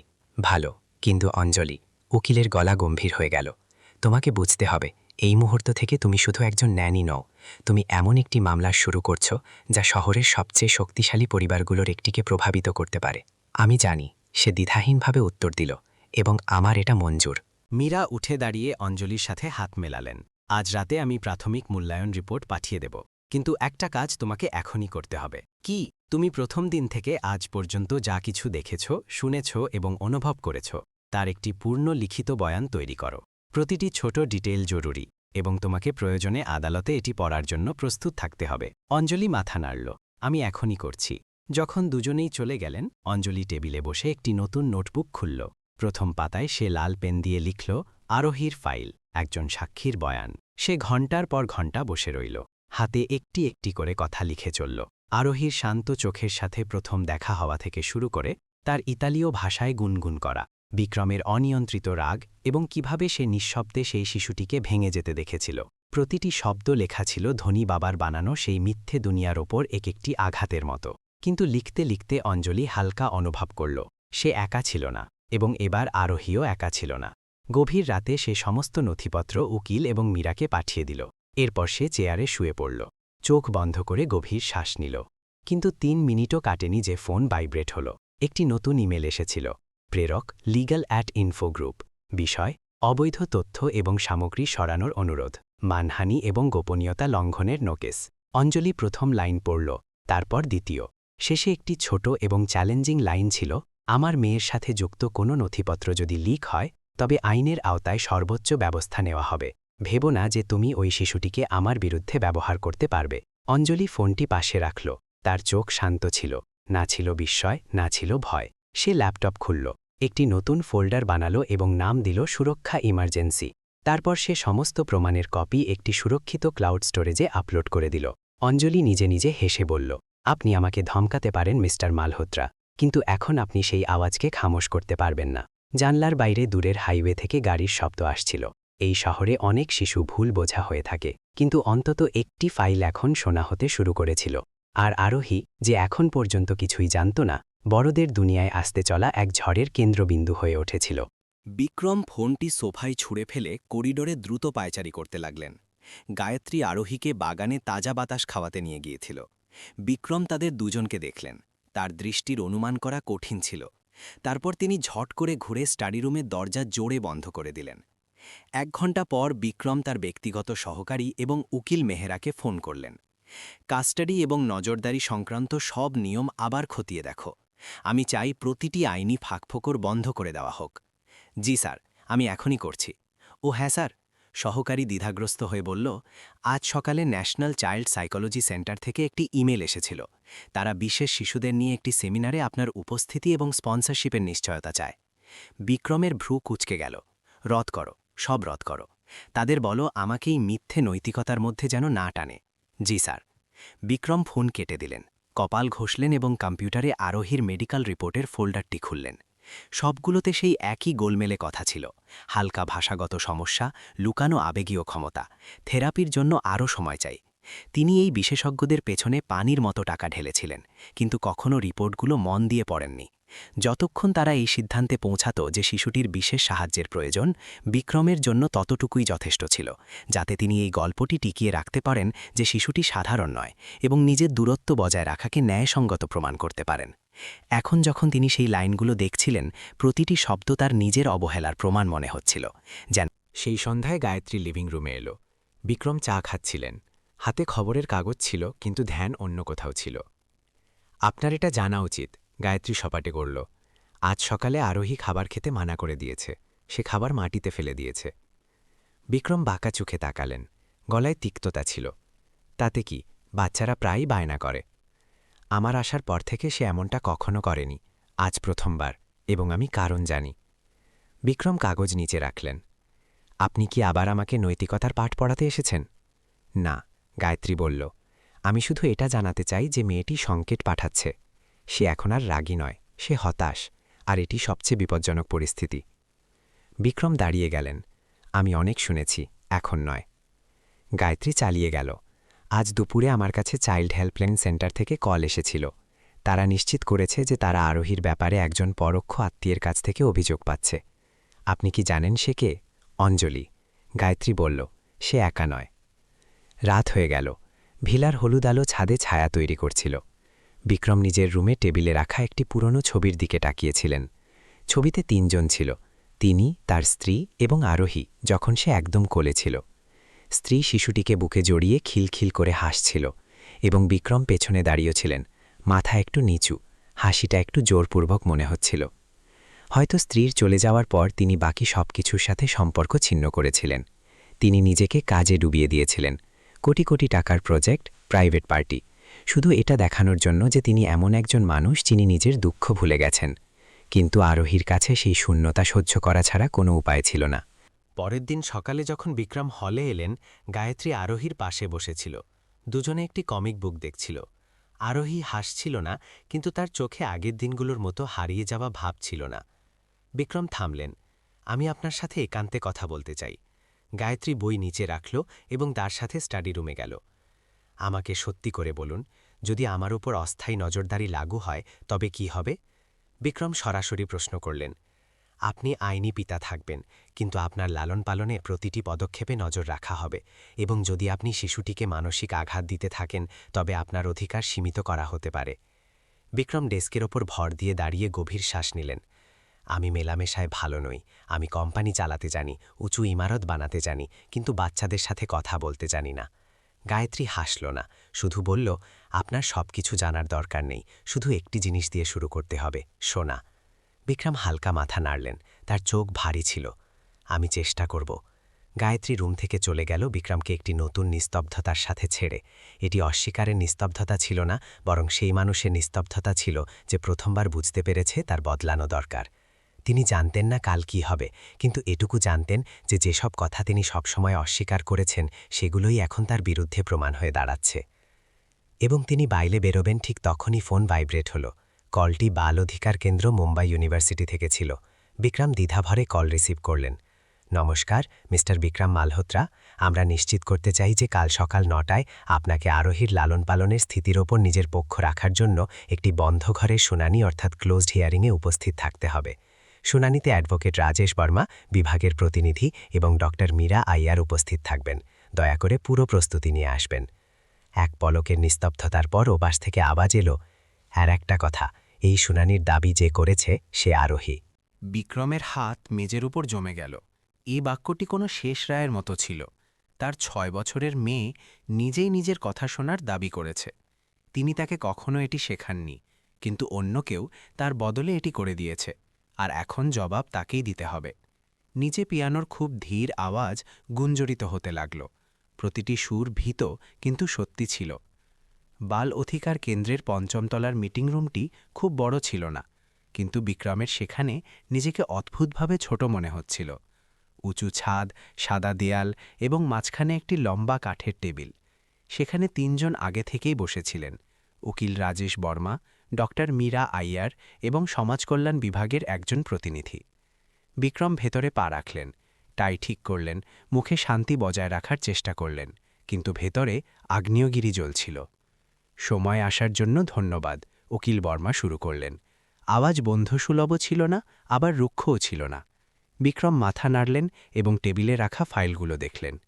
শুরু করার আগে আমি পরিষ্কার করে দিই যে এই বৈঠক কোনো মামলা নয়, ডক্টর মীরা বললেন।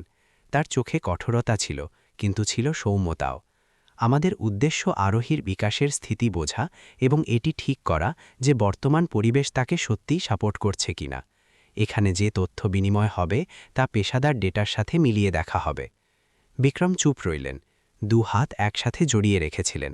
ডক্টর মীরা তার দিকে একটি পাতলা ফাইল বাড়িয়ে দিলেন, যার উপর লেখা ছিল ব্যবহার এবং আবেগীয় মূল্যায়ন রিপোর্ট, আরোহী মালহোত্রা। এটি সেই অডিও এবং ভিডিওর বিশ্লেষণ যা অস্থায়ী পর্যবেক্ষক মিস অঞ্জলি আমাদের দিয়েছেন। বিক্রম কিছুটা চমকে উঠলেন। আমার ঘরে রেকর্ডিং করার কোনো অধিকার তার ছিল না, তিনি দ্রুত বলে উঠলেন। রেকর্ডিং তখন করা হয়েছিল।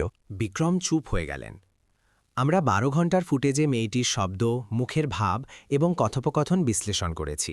ফলাফল বলছে যে তার ভাষাগত ক্ষমতা হিন্দি, ইংরেজি এবং ফ্রেঞ্চ তিনটিতেই তার বয়সের চেয়ে অনেক বেশি। ডক্টর মীরা একটি পাতা বের করলেন। এটি একটি কবিতা যা সে পিকনিকের সময় লিখেছিল, কোনো সাহায্য ছাড়াই। কাগজে 4টি লাইন পরিষ্কার ছাপা ছিল। আমি কথা বলি না, তাই নয় যে আমি বোবা। আমি শুধু ভয় পাই যে যদি কথা বলি তবে আবার খামোশ করে দেওয়া হবে। লোকে শোনে, কিন্তু জবাব কেউ দেয় না। তাই আমি শব্দগুলোকে বাতাসের মতো ভেতরেই রাখি।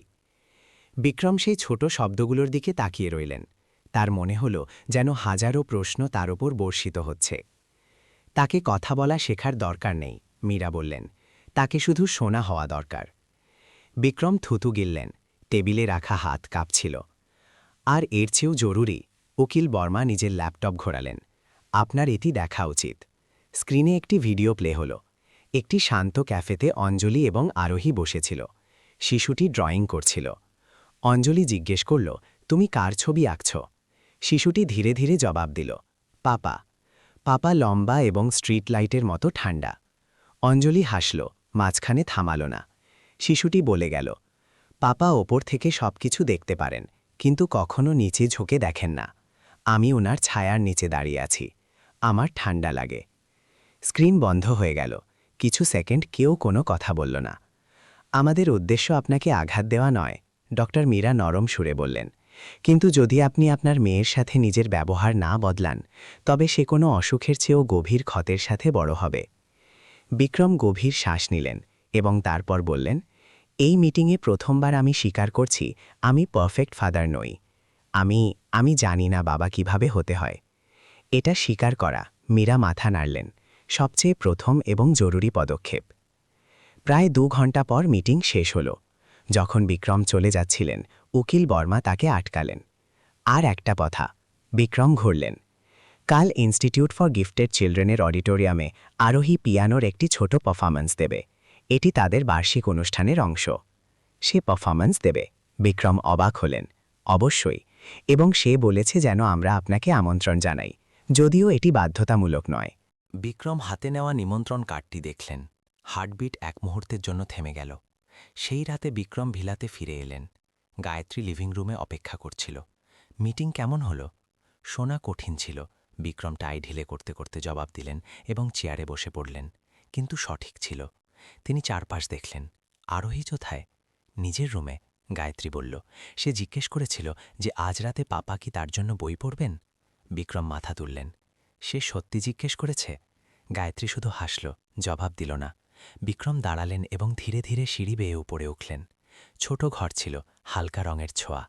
আরোহী বিছানায় বসে নিজের পুরনো টেডিবিয়ার ধরেছিল। বাবাকে দেখে সে কিছু বলল না, কিন্তু তার চোখ উজ্জ্বল হয়ে উঠল। পাপা, আপনি কি আমাকে পিয়ানো বাজাতে শুনতে চান? সে বাতাসের মতো ধীর গলায় জিজ্ঞেস করল। বিক্রম মাথা নাড়লেন।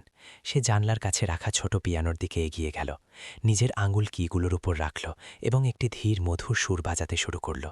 কোথাও কোথাও সে ডগমগাল, কিন্তু বিক্রম চোখের পলক ফেললেন না। যখন সে থামল, বিক্রম স্তব্ধ হয়ে গেলেন। তিনি ধীরে ধীরে কাছে গেলেন এবং তার কাঁধে হাত রাখলেন। কাল আমি তোমার সাথে যাব। আরোহী হাসল, কিছু বলল না। পরের দিন অডিটোরিয়ামে বিক্রমের প্রত্যাশার চেয়েও বেশি ভিড় ছিল। তিনি মাঝের সারিতে বসেছিলেন। টাই রং স্যুট একদম ঠিকঠাক ছিল। তার পাশে অঞ্জলি বসেছিল।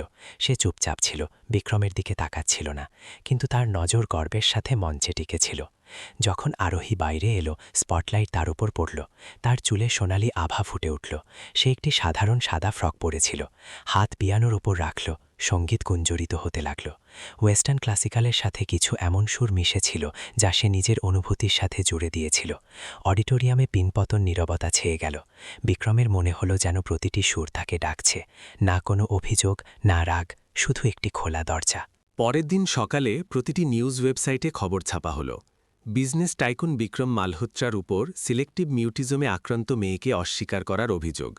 ট্যালেন্ট সেমিনারে সামনে এলো চাঞ্চল্যকর সত্য। লেখার সাথে আরোহীর পিয়ানো বাজানোর ছবি ছিল এবং নিচে ক্যাপশন ছিল, সোনার খাঁচায় ভুলে যাওয়া এক ছোট্ট পরী। বিক্রম ল্যাপটপের স্ক্রিনে প্রতিটি শব্দ পড়ছিলেন। তার চোখ পাথুরে হয়ে গিয়েছিল। টেবিলে রাখা ফোন অনবরত বাজছিল। Board of directors, investors, PR advisers. আমাদের তখনই বিবৃতি জারি করতে হবে। তার ব্যক্তিগত সহকারী সমীর ভেতরে এলেন। মুখ ফ্যাকাশে হয়ে গিয়েছিল।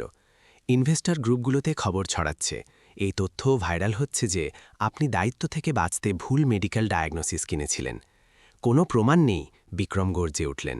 না, কিন্তু জনগণ প্রমাণের অপেক্ষা করে না, তাদের শুধু ইমোশন চাই, সমীর বলল এবং কাগজের একটি বান্ডেল বের করল। এটি পিআর টিমের প্রস্তাব। যদি আপনি রাজি হন, তবে আমরা একটি ক্ষমা চাওয়ার ভিডিও জারি করব, যেখানে আপনাকে একজন শুধরানো বাবা হিসাবে দেখানো হবে। আমরা কি আরোহীকেও সাথে আনতে পারি? সমীর পরামর্শ দিল। বিক্রম টেবিলে মারলেন, আমি আমার মেয়েকে ঢাল হিসাবে ব্যবহার করব না। সমীর থামলেন, কিন্তু প্রতিবাদ করলেন না। বিক্রম বসলেন এবং কপাল টিপলেন। আমাকে 15 মিনিট দাও, কেউ ভেতরে আসবে না। সমীর মাথা নেড়ে বাইরে চলে গেলেন। ঘর শান্ত ছিল, শুধু এসির আওয়াজ এবং ল্যাপটপের আবছা আলো ছিল। 15 মিনিট পর বিক্রম নিজের অফিস থেকে বের হলেন। তিনি কিছু বললেন না, শুধু হাতে একটি মোটা ফাইল ধরেছিলেন। পুরো এক্সিকিউটিভ টিমের সাথে একটি ইন্টারনাল প্রেস কনফারেন্স সেট করো আজ বিকেলে, তিনি দ্রুত বললেন, এবং উকিল বর্মাকে ফোন করো, বলো যেন আজ সন্ধ্যায় আমার সাথে বিভাগের অফিসে দেখা করেন। কি হতে চলেছে? সমীর জিজ্ঞেস করল। বিক্রম থামলেন, সরাসরি চোখে তাকিয়ে বললেন, আমি এখন আর ডিফেন্স খেলব না, এবার আমি চূড়ান্ত। সেই দুপুরে মহিলা ও শিশু বিকাশ বিভাগের অফিসে বিক্রম, উকিল বর্মা এবং তদন্তকারী কর্মকর্তার মধ্যে একটি অনানুষ্ঠানিক বৈঠক হল। পরিবেশ টান টান ছিল। আমি জানি আমি ভুল ছিলাম, বিক্রম শুরু করলেন, আওয়াজ গভীর ছিল। কিন্তু সবকিছু তেমন নয় যেমনটা খবরের কাগজে লেখা আছে। আমি এখানে সাফাই দিতে নয়, বরং সবকিছু স্বচ্ছ করতে এসেছি। তিনি ফাইল টেবিলে রাখলেন। এটি গত 3 বছরের সব মেডিকেল রেকর্ডের কপি। এতে দেশি ও বিদেশি মনস্তাত্ত্বিকদের সাথে হওয়া ইমেলও আছে। কিছু অংশে আপনি দেখবেন যে আমি ডায়াগনোসিস পুনরায় পরীক্ষার দাবি করেছিলাম, কিন্তু ডাক্তাররা মানা করে দিয়েছিলেন ও বলেছিলেন দরকার নেই। উকিল বর্মা ফাইল খুললেন এবং দ্রুত পড়লেন। আর এটি বিক্রম একটি পেনড্রাইভ বের করলেন, আমার এবং ডক্টর খান্নার কথোপকথনের রেকর্ডিং, যিনি আরোহীর থেরাপি পরামর্শক ছিলেন। এতে তিনি স্বীকার করেছেন যে তিনি আমার পরিবারের সোশ্যাল ইমেজের চাহিদা অনুযায়ী ডায়াগনোসিস হালকা করে দিয়েছিলেন। আপনি এটি জনসমক্ষে আনতে চলেছেন? বিভাগের প্রতিনিধি ভ্রুকুচকে জিজ্ঞেস করলেন। বিক্রম মাথা নাড়লেন। আমার কাছে কোনো বিকল্প নেই। যদি আমি না বলি তবে অন্য কেউ বলবে, কিন্তু সেই উপায়ে যা আমি নিয়ন্ত্রণ করতে পারব না। উকিল বর্মা কিছুক্ষণ চুপ রইলেন, তারপর ধীরে বললেন, যদি আপনি এইসব জনসমক্ষে আনেন তবে আপনি অনেক কিছু হারাবেন, সুনাম, হয়তো বড় প্রজেক্টের বোর্ডে নিজের জায়গাও। এবং আমি আমার মেয়েকেও হারাতে পারি, বিক্রম বললেন, আওয়াজ ধীমে হয়ে গেল। কিন্তু যদি আমি এটা না করি তবে আমি নিজেকেই হারিয়ে ফেলব। সেই দিন বিকেল ৩টে গ্রুপের হেডকোয়ার্টারের ৯ম তলায় অভ্যন্তরীণ প্রেস কনফারেন্স হলো। বিক্রম পোডিয়ামে এলেন, পেছনে কোম্পানির লোগো ছিল। সাথীরা, তিনি শুরু করলেন, আমি জানি আমার ব্যক্তিগত খবরের কারণে কোম্পানি চাপে আছে। সবাই শান্ত হয়ে বসেছিল। একজন বাবা হিসেবে আমি আমার মেয়েকে বুঝতে ব্যর্থ হয়েছিলাম। আমি ভেবেছিলাম টাকা এবং সুযোগ সুবিধা যথেষ্ট, কিন্তু আমার মেয়ের ভিলা চাইনি, খ্যাতি চাইনি, তার শুধু বিশ্বাস চাইছিল। তাকে সেভাবেই গ্রহণ করা উচিত ছিল যেমনটা সে। তিনি থামলেন, নজর সরালেন না। আজ আমি ঘোষণা করছি যে আমি সমস্ত প্রত্যক্ষ কার্যনির্বাহী পদ ডিরেক্ট এক্সিকিউটিভ রোলস থেকে পদত্যাগ করছি এবং দায়িত্ব ডেপুটি সিইওর হাতে তুলে দিচ্ছি। আমি এখন কেবল কৌশলগত পরামর্শদাতা, স্ট্র্যাটেজিক অ্যাডভাইজার থাকব এবং আমার সময় আমার মেয়ের চিকিৎসা ও তার প্রতিভা বিকাশে ব্যয় করব। হলে ফিসফিসানি শুরু হয়ে গেল, কিন্তু কেউ প্রতিবাদ করল না। কিছুক্ষণ নিস্তব্ধতার পর একজন বয়স্ক ব্যক্তি দাঁড়িয়ে গেলেন। Mister Tandon, senior adviser. Bikram, তিনি ধীরে বললেন, আমি তোমাকে তখন থেকে জানি যখন তুমি একজন সামান্য সেলসম্যান ছিলে। তুমি তোমার জেদ আর বুদ্ধিমত্তা দিয়ে সব কিছু জিতেছ। আজ তুমি হারোনি। আজ তুমি সবচেয়ে কঠিন জিনিস জিতেছ, নিজেকে। বিক্রম মাথা নিচু করে নিলেন। সেই রাতে আরোহী নিজের রুমে ঝুঁকে একটি ছোট কপিতে কিছু লিখছিল। বিক্রম নক করে ভেতরে এলেন। কি লিখছ মা? গল্প? সে মাথা না তুলেই জবাব দিল। অঞ্জলি দিদি বলতো, যখন মন খারাপ থাকে তখন লিখে ফেলা উচিত, মন হালকা হয়ে যায়। পাপা কি পড়তে পারে? আরোহী কপিটি এগিয়ে দিল। বিক্রম খুললেন। সুন্দর করে লেখা শব্দ দেখা গেল। আগে পাপা ফ্রিজের মতো ছিল। পাপা খারাপ ছিল না, শুধু ঠান্ডা ছিল। কিন্তু এখন পাপা রোদের মতো। রোদ গরম হয়, কিন্তু তাতে গাছ বড় হয়। আমি রোদের কাছে থাকতে চাই। বিক্রম কিছু বলতে পারলেন না। তিনি শুধু বসে তার মেয়েকে জড়িয়ে ধরলেন। যখন রাত গভীর হলো, বিক্রমের ফোন আবার ভাইব্রেট হলো। একটি নামহীন মেসেজ ছিল। কেউ তোমাকে শান্তিতে থাকতে দেবে না। তোমার মনে হয় তুমি মহান হয়ে গেছ? গল্প তো মাত্র শুরু হয়েছে। বিক্রম শব্দগুলো দেখলেন। কোনো নম্বর নেই, কোনো পরিচয় নেই। তিনি মেসেজ ডিলিট করে দিলেন। কিন্তু মাথায় এমন যন্ত্রণা উঠল যেন কেউ স্নায়ুগুলো নিংড়ে দিচ্ছে। কিছু একটা তো ছিল যা এখনও শেষ হয়নি। প্রেস কনফারেন্সের পরের প্রথম সকালে জুহুর সে আলিশান ভিলাতে সে শীতলতা ছিল না যা প্রায় সেখানে থাকত। হাউসকিপার সুনিতা আজ তাড়াতাড়ি পর্দা খুলে দিয়েছিল এবং রোদ লিভিং রুমে ছড়িয়ে পড়ে শেলফে রাখা পুরনো পারিবারিক ছবিকে উজ্জ্বল করছিল। বিক্রম এখনও তার গতদিনের পোশাকেই ছিলেন। শার্ট কুঁচকে ছিল, কারণ তিনি সারা রাত ঘুমাননি। তিনি সোফায় চুপচাপ বসেছিলেন। তার চোখে এখন আর ঘাবড়ানি ছিল না, বরং একটি গভীর চিন্তা ছিল যা তিনি এখনও শব্দে প্রকাশ করতে পারেননি। দরজায় হালকা টোকা পড়ল। পাপা, আমার খিদে পেয়েছে। আরোহী, তার গলা ধীর ছিল কিন্তু পরিষ্কার। এটি এখন আর সেই গুটিয়ে থাকা ফিসফিসানি ছিল না, আর না দরজার আড়াল থেকে বলা কোনো ভীত কথা। বিক্রম উঠে দাঁড়িয়ে দরজা খুলতে গেলেন। আরোহী হালকা ফুলের প্রিন্টের ফ্রক পরেছিল এবং হাতে নিজের টেডি বিয়ার ধরেছিল। তুমি কি খেতে চাইবে? বিক্রম নরম গলায় জিজ্ঞেস করলেন। বাটার টোস্ট আর হাফ ফ্রাই এগ, একদম তেমন যেমনটা অঞ্জলি দিদি বানাতো। বিক্রম হাসলেন। তাহলে আজ পাপা অঞ্জলি দিদির মতো বানানো শিখবে। নাস্তা বড় ডাইনিং হলের বদলে কিচেনেই হলো। আরোহী উঁচু চেয়ারে বসে ড্রয়িং করছিল এবং অপেক্ষা করছিল, আর বিক্রম ফ্রাইং প্যানের সাথে যুদ্ধ করছিলেন। ডিম উল্টাতে উল্টাতে বিক্রম জিজ্ঞেস করলেন, তুমি কি আমাকে ক্ষমা করে দিয়েছ? আরোহী মাথা তুলল না। আমি রাগী নই, শুধু একটু বিষণ্ণ ছিলাম। কিন্তু অঞ্জলি দিদি বলেছিল যে যে কেউ আবার শিখতে পারে যদি সে চায় তো। বিক্রম চুপ রইলেন।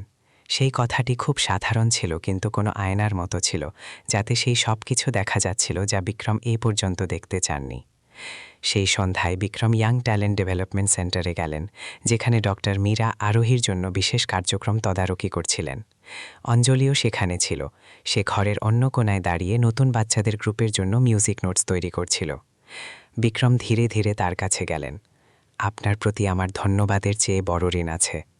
অঞ্জলি তাকে দেখল, ঠোঁটে খুব হালকা হাসি ছিল। আমার ধন্যবাদ চাই না, আমার শুধু এটা চাই যে আপনি আরোহীকে দেওয়া কথা রাখুন। বাকি আমি ভুলে যেতে পারি, আমি যা করেছি সে সম্পর্কে, অথবা এই সম্পর্কে যে আপনি কখনো তাকে একটি পূর্ণ মানুষ ভাবেননি। কিন্তু এখন সে আরোহীর দিকে তাকালো, যে একটি ছেলের সাথে বেহালা বাজানোর চেষ্টা করছিল। আপনার নজরে পরিবর্তন এসেছে। বিক্রম মাথা নাড়লেন।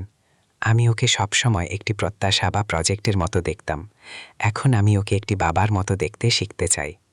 অঞ্জলি চলে যেতে লাগলো, কিন্তু ঘর থেকে বের হবার আগে ঘুরল।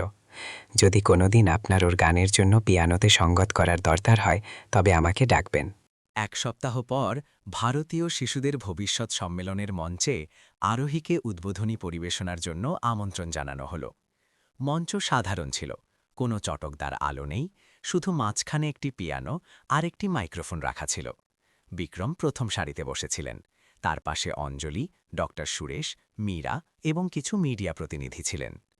যখন আরোহী মঞ্চে এলো, দর্শক ধীরে ধীরে শান্ত হয়ে গেল। সে কোনো ফ্যান্সি গাউন পরেনি, শুধু একটি সাধারণ সাদা ড্রেস আর চুল পরিপাটি করে বাঁধা ছিল। সে চেয়ারে বসে মাইক ঠিক করল এবং বলল, আমার নাম আরোহী। আগে আমার কথা বলা পছন্দ ছিল না, কারণ কেউ সত্যি শুনত না। কিন্তু একজন মানুষ আমাকে শুনেছেন, এবং এখন আমি সেই গানটি গাইতে চাই যা আমাকে কথা বলতে সাহায্য করেছে। সঙ্গীত শুরু হলো। মেক ইউ ফিল মাই লাভের হিন্দি অনুবাদ। আরোহীর গলা কাঁচের মতো পরিষ্কার ছিল। টেকনিক্যালি একদম সঠিক না হলেও এতটাই সত্যি যে পুরো হল মন্ত্রমুগ্ধ হয়ে গেল। বিক্রম মাথা নিচু করে নিলেন, যাতে কেউ তার ভেজা চোখ না দেখতে পারে। যখন গান শেষ হল, করতালির শব্দ দীর্ঘক্ষণ ধরে গুঞ্জরিত হল। কিন্তু যে জিনিসটি বিক্রমকে স্তব্ধ করে দিল, তা করতালি নয়, বরং মঞ্চ থেকে বিক্রমকে দেখা আরোহীর সেই নজর, যাতে এখন ভরসা আর আপন্নত্ব ছিল। কোনো ভয় নেই, কোনো দূরত্ব নেই, শুধু ভালোবাসা, যা প্রথমবার অনুবাদ ছাড়াই বোঝা যাচ্ছিল। ফেরার পথে বিক্রম গাড়ির দরজা আরোহীর জন্য খুললেন। যখন সে সিট বেল্ট লাগাচ্ছিল, বিক্রম বললেন, আরোহী, বাবার কিছু জিজ্ঞেস করার আছে। জি? যদি তোমার পছন্দ হয়, তবে আমি চাই তুমি আনুষ্ঠানিকভাবে গিফটেড ট্যালেন্ট প্রোগ্রামে ভর্তি হও। তারপর তিনি তখনই যোগ করলেন, কিন্তু শুধুমাত্র তখনই যখন তুমি সত্যি চাইবে। এই জন্য নয় যে পাপা তোমাকে লোকেদের দেখাতে চান। আরোহী মাথা কাত করে ভাবল, তাহলে আপনি কি কথা দিচ্ছেন যে যদি আমি ক্লান্ত হয়ে পড়ি তবে আমি ছুটি নিতে পারি? বিক্রম মাথা নাড়লেন, কথা দিলাম। তাহলে ঠিক আছে, আমি তৈরি। কিন্তু আমাকে ড্রয়িং আর হিপহপ ডান্সও শিখতে হবে, দুটোই। হ্যাঁ, আমি সব কিছু ট্রাই করতে চাই, যাতে জানতে পারি আমি কি পছন্দ করি। বিক্রম জোরে হেসে উঠলেন। এখন আমার মনে হতে শুরু করেছে যে তুমি একদম আমার মতো হয়েছ। আরোহী মুখ ভেঙাল। সেই রাতে বিক্রম নিজের স্টাডি রুমে একা বসেছিলেন। তিনি সেই মোটা মেডিকেল ফাইলটি আবার খুললেন, যা তিনি কখনো নিজের ঢাল হিসেবে ব্যবহার করতেন। এইবার তিনি সেটা একজন বিশ্লেষকের নজরে নয়, বরং একজন বাবার নজরে পড়ছিলেন, যে নিজের মেয়েকে বুঝতে চায়। ফাইলের শেষে আরোহীর একটি সেলফ অ্যাসেসমেন্ট ছিল, যা অঞ্জলি তাকে লিখতে উৎসাহিত করেছিল। শেষ প্রশ্ন ছিল, যদি তুমি পাপাকে একটি কথা বলার সুযোগ পাও, তবে তুমি কি বলবে? আরোহীর জবাব একটি সরল বাক্য ছিল, আমি চাই পাপা আমাকে সেই সঙ্গীতের মতো দেখুন যা শোনা হয়, না যে সেই প্রজেক্টের মতো যাকে ঠিক করতে হয়। বিক্রম ফাইল বন্ধ করে দিলেন। তার মস্তিষ্ক থেকে সমস্ত শোরগোল গায়েব হয়ে গেল। শুধু সকালে সেই গানটি গুঞ্জরিত হচ্ছিল, পরিষ্কার, সত্যি এবং প্রত্যাশায় ভরা। পরের দিন ভিলার ছোট লিভিং রুমে, যেখানে একসময় নিস্তব্ধতার রাজত্ব ছিল, বিক্রম আরোহীর জন্য একটি নতুন ইলেকট্রিক পিয়ানো আনালেন। পাপা বাজাতে পারে না, বিক্রম বললেন, কিন্তু যদি তুমি শেখাও তবে আমি শিখব। আরোহী হাসল, তাহলে ঠিক আছে, শুধু একটি সুর দিয়ে শুরু করি। কোন সুর? সোনার সুর। বিক্রম হাসলেন, শোনা খুব কঠিন কাজ, কিন্তু আমার মনে হয় এখন আমি করতে পারব। আরোহী বসে একটি সুর টিপল। বিক্রম তার পাশে বসে পড়লেন এবং প্রথমবার সেই ঘরে, যা কখনো পাথরের মতো ভারী মনে হতো, সঙ্গীত গুঞ্জরিত হতে লাগল, কাউকে প্রভাবিত করার জন্য নয়, বরং হৃদয়কে জোড়ার জন্য। নমস্কার বন্ধুরা, আপনারা দুনিয়ার কোন কোণা থেকে এই গল্প শুনছেন কমেন্টে নিজের শহর বা দেশের নাম লিখে আমাদের অবশ্যই জানাবেন আপনাদের আরোহী এবং তার বাবার এই আবেগপূর্ণ গল্প কেমন লাগলো এটি কি আপনাদের হৃদয়কেও ছুঁয়েছে নিজের মতামত আমাদের সাথে শেয়ার করুন আমরা মন থেকে দোয়া করি যে আপনারা যেখানেই থাকুন সুরক্ষিত থাকুন সুস্থ থাকুন এবং আপনাদের জীবনে সবসময় সুখ ও শান্তি বজায় থাকুক আর হ্যাঁ যদি আপনাদের কাছেও এমন কোনো হৃদয়স্পর্শী বা অনুপ্রেরণামূলক গল্প থাকে তবে সেটি কমেন্টে আমাদের সাথে অবশ্যই ভাগ করে নিন আপনাদের গল্প অন্য কারো মুখে হাসি আনতে পারে বা তাদের সাহস দিতে পারে